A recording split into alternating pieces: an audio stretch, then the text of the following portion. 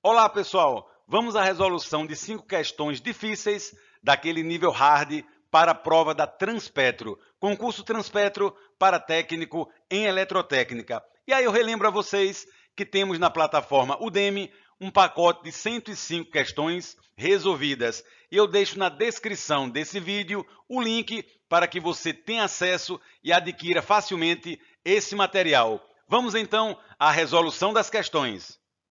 Essa questão número 60 é uma questão sobre sistema de controle. Temos uma planta industrial e ela possui uma malha de controle com realimentação negativa. Vamos observar a malha de controle. Temos a entrada R de T, o sinal passa por uma planta cuja função vale 1 sobre S mais 2 vezes S mais 4. Temos então o sinal de saída C de T e uma realimentação com ganho K. E o que pede a questão? Pede para que analisemos o valor de K para que a resposta do sistema seja criticamente amortecida. E ele ainda diz que essa resposta criticamente amortecida, ela acontece quando a malha de controle possui polos reais iguais. E isso é muito importante. Da teoria de controle, o sinal de saída será o produto da entrada multiplicado pelo sinal da planta e tudo isso dividido por 1 mais ganho vezes a planta. Vamos então aplicar essa equação aos sinais da malha de controle. Encontraremos então a saída C de T. Trabalhando os algebrismos, teremos essa nova expressão e temos que analisar os polos que devem ser reais e iguais para uma resposta criticamente amortecida. Vamos então isolar o denominador dessa equação e igualar a zero, que é assim que se descobre os polos de uma malha de controle. Vamos então reduzindo e encontramos essa equação. S ao quadrado mais 6S mais 8 mais K é igual a zero. Como a resposta do sistema é criticamente amortecida, delta tem que ser igual a zero para que haja polos reais e iguais.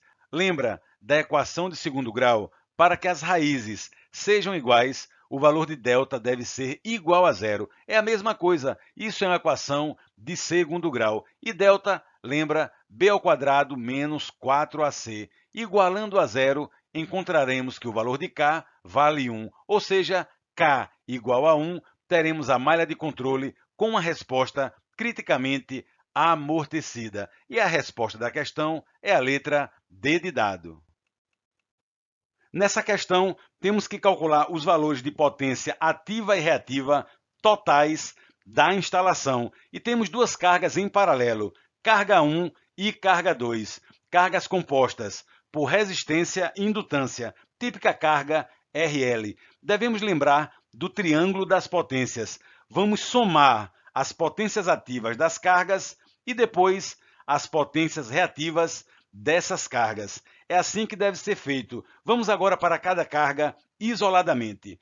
Carga 1 diz que a potência 1 vale 1,6 kW e temos os valores de seno e cosseno do ângulo do fator de potência. Observando o triângulo, veremos que a potência reativa, Q1, será o produto de P1 pela tangente de φ1, onde φ1 é o ângulo do fator de potência da carga 1, mas não temos a tangente. Mas lembre-se, a tangente é o seno dividido pelo cosseno. Substituindo os valores, encontraremos uma potência reativa de 1,2 kVAr para a carga 1. Vamos agora para a carga 2. Diz que a potência reativa vale 1,4 kVAr. E também temos valores de seno e cosseno do ângulo do fator de potência da carga 2.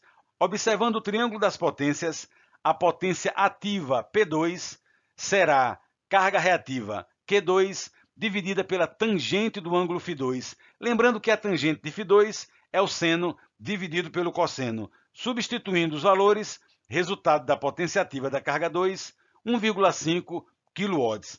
Potência ativa total é o somatório P1 mais P2, que vale 3 kW. E a potência reativa total também é o somatório Q1 mais Q2, que vale 2,6 kVAr. E a resposta da questão é a letra A. Para o diagrama lógico apresentado, qual é a expressão que representa a saída lógica S? Observe, temos que calcular o valor da saída lógica. Vamos analisar cada porta individualmente, cada porta lógica. Temos, por exemplo, porta NOT, entrada A, saída A invertido, que é A barrado. Porta AND, entrada A invertido e também B. Será o produto, saída A barrado vezes B. Temos agora uma porta OR, entradas A e C, passa por uma porta NOT e a saída será a negação da soma. A mais C, tudo barrado. E agora chega uma porta OR, e essa porta possui 3 entradas. A saída será então o somatório de todas as entradas. A barrado vezes B, somado A mais C barrado, somado ao sinal B. Mas passa também por uma porta NOT, até chegar à saída S. Então, toda a expressão será negada, receberá o sinal da barra. Assim, a resposta da questão é a letra B de bola. Temos então uma questão sobre ensaios em um transformador, ensaio em vazio e ensaio de curto-circuito. Mas a questão, ela deseja que calculemos o valor da reatância de magnetização do transformador. E o ensaio que fornece esse valor é o ensaio em vazio, onde nós temos as seguintes informações: tensão em vazio, 100 volts, corrente elétrica circulando pelo transformador, 2 amperes, e a potência registrada, 10 watts. Vamos verificar agora o modelo do ensaio em vazio. Temos aqui o ramo de excitação, que está em vazio no transformador.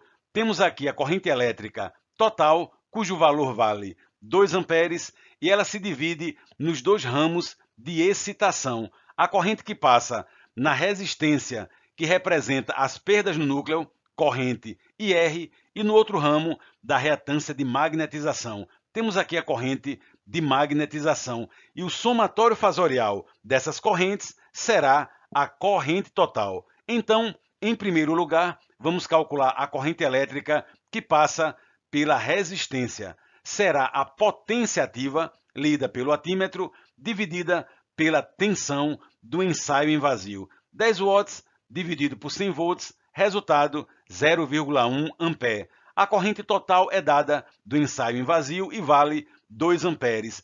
Fasorialmente, a corrente de magnetização será a raiz quadrada da diferença dos quadrados da corrente total e da corrente que passa na resistência. Substituindo os valores, praticamente a corrente de magnetização é o mesmo valor da corrente total. Isso porque a corrente que passa na resistência ela é mínima, 0,1 ampere. Então, a reatância de magnetização será a tensão do ensaio em vazio dividida pela corrente de magnetização. Tensão, 100 volts. Corrente de magnetização, 2 amperes. Resultado, a reatância de magnetização vale 50 ohms. Mas lembre-se que o ensaio em vazio ele foi realizado na baixa tensão.